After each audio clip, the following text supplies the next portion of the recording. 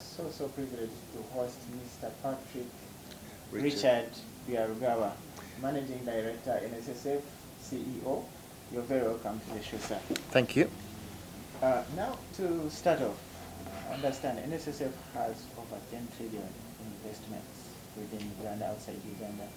How do these investments help the local person down there in Koboko, those who subscribe to NSSF? Okay, first of all, if they are members, they are assured that they will have a good retirement. We invest our money in 3 asset classes, as you mentioned, fixed income, real estate, and also in equities, both private and public equities. So the first advantage is if they are members, they will get a good return. If they are not our members, then they will benefit as Uganda. One of the issues that we need to do as an NSSF is that we need to raise savings. If you look at the savings rate of Uganda, it's around 12%. 12% is constituted by 10% of NSSF. So that's how the figure of 12% comes in. So it's a forced saving for people who work for the private sector. So the advantage then to the rest of the population is that government borrows from us through government bonds. They borrow from us long term. So when they borrow long term, that money is used to do long term projects. So if you look at your roads, if you look at your power stations, if you look at all the things that government does that they invest over a long period, most of that money comes from us. In fact, I can give you a number. 50% of the money that government borrows in the domestic market is from NSSF. So the citizens of Uganda benefit because of that investment that government makes on their behalf by borrowing from us and then investing and then paying us back over a long period. So the two advantages to the citizens is that if they are members, they get a good service, they get a good return, we give them their money when they are old, and then for those who are not our members, they benefit as a country because we invest here 50% of the domestic borrowing from us helps government run its business, which we contribute to.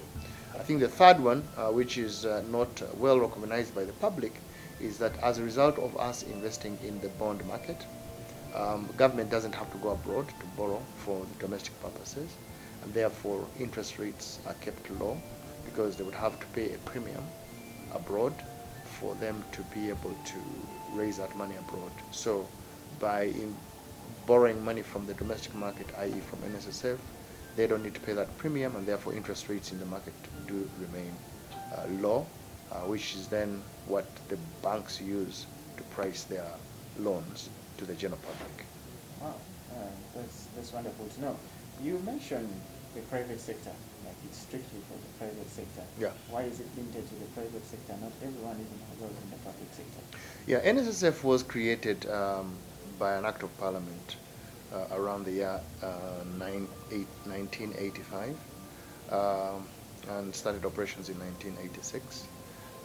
And the purpose then was to try and force, and I would like to use it in a cautious manner, force private companies to have a pension scheme for their members. Because at that time, a lot of the employment was generally offered by government.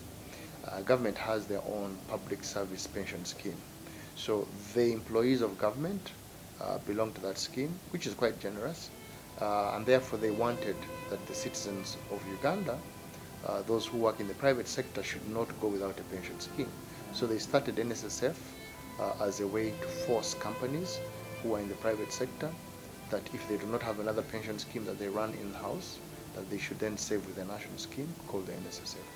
At the time, they set it out for companies that had 5 employees, but one of the changes that is probably going to go through during the session of parliament that will start soon will probably reduce that to 1 individual. So many people who currently aren't able to save because they work for a company that has less than 5 individuals will also be able to save with the NSSF. Since its inception, as NSSF, you said 85? 85 years. 86. Yeah. What are some of the key things that you have achieved that you as the MD, Chief Executive Officer, even when you return home, you sit and go, this is good, we've done this? Well, first of all, I think the thing we really, really are proud of is our image. I think our image has improved quite a lot. In the past, when you talked about NSSF, you talked about scandal, you talked about land, you talked about Temangalo, you talked about Nsimbe, you talked about all the scandals that were there. I believe that for the last 9-10 years, we've basically put that to rest and we've turned around that corner. So we are a more respectable brand. As a result of that, a lot of companies recognize us. They also do benchmark with us because we've improved the way we do our operations. Today, it takes us an average of 7 working days for a member to receive their payments. In the past, it used to be about 100 days. So we now takes much shorter for us to pay our members. Our target is by the year 2025 to be able to pay within 1 day. So you apply today for your money, tomorrow you get paid. So that's one big achievement we have done. The second one is obviously our investments. If you look at our investments, our target is to pay 2 percentage points above inflation. The rate of inflation over the last 10 years averages about 7.3%, and we've consistently paid double digits. Last year we had a record year, we paid 15%. So we're proud that we are able to, over the last 6-7 years, to pay double digits and pay above the rate of average inflation. So that's one of the other achievements. The third achievement is obviously to do with the way we've been able to run our business internally.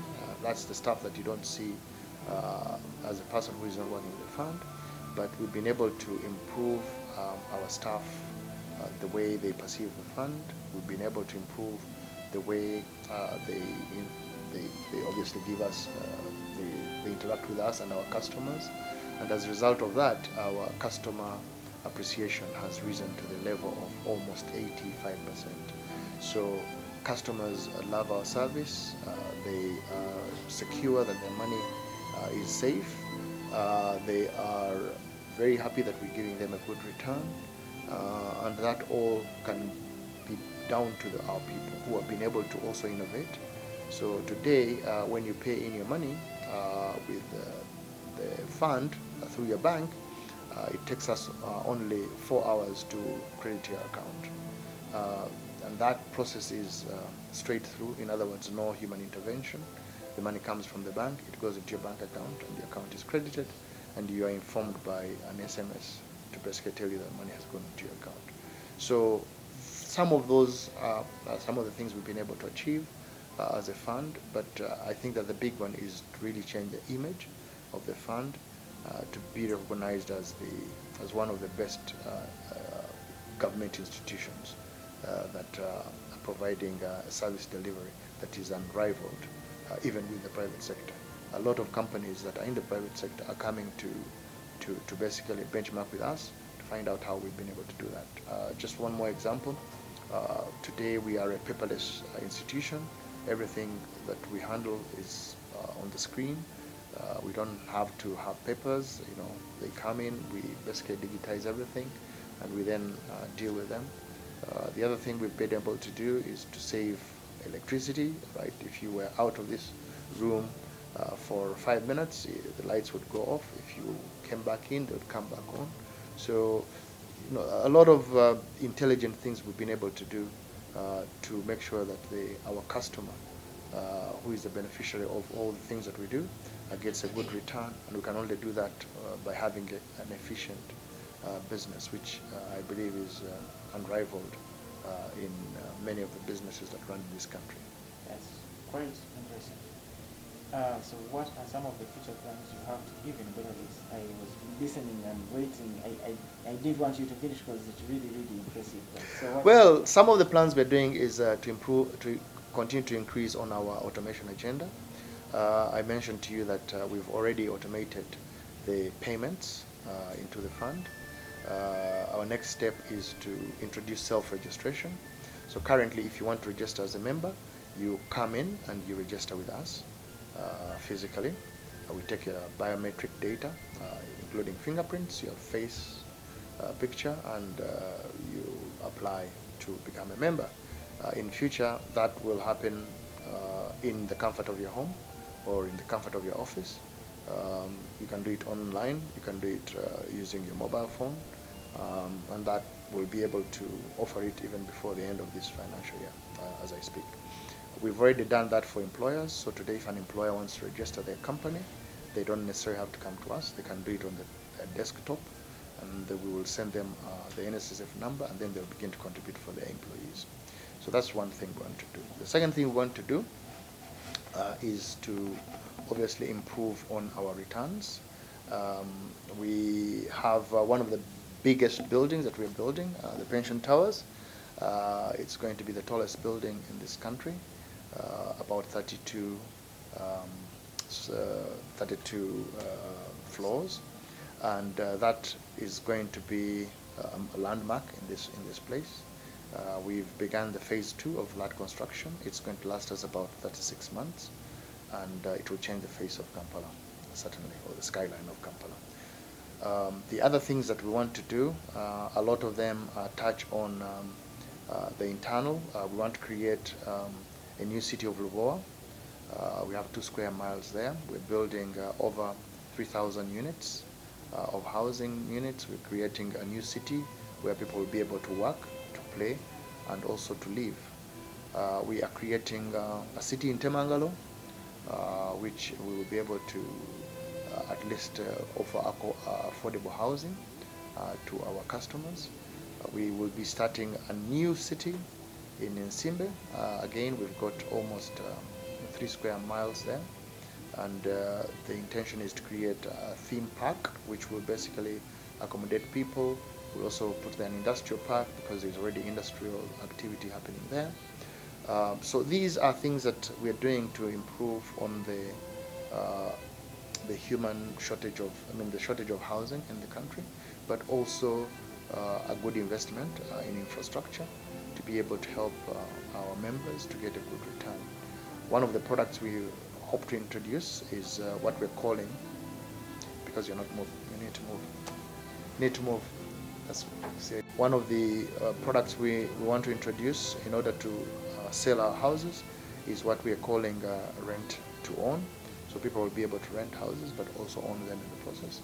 So these are some of the beautiful things that we're doing, but certainly our target is by 2025 to have an asset size of 20 trillion, to have a one-day processing so that our members can get their money in one day, but also have a customer satisfaction of 95%, it's about 85% now, and also have a staff satisfaction of 95%, it's about 83%, which basically means that by that time we will be the go-to fund in the whole of Africa, not only in the East African region where we are top now, but the whole of Africa. That's wonderful. So to the employer out there and the employee who has not yet, private sector has not yet, come on board with the NSSF, what do you have to say to them as you finalize? Well, I would like to tell you that you are missing out a lot.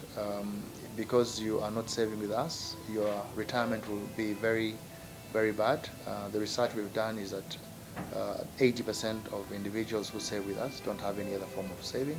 So I would like to appeal to anybody out there, if your employer is not saving with NSSF, they are cheating you. You need to report them to us so that we can come and grab them and force them to pay for you. But also, because we think it's a good thing for people to save with us, because it will help them during their retirement. And it's not a bad experience because our customers today get some of the best customer service in this country. Thank you. Ladies and gentlemen, Mr. Richard Byagawa, NSSF Managing Director and Chief Executive Officer, Walter NRM Online TV, Ogoda Naka. Thank you. Thank you so much for your time. Good. Was it okay? That was good.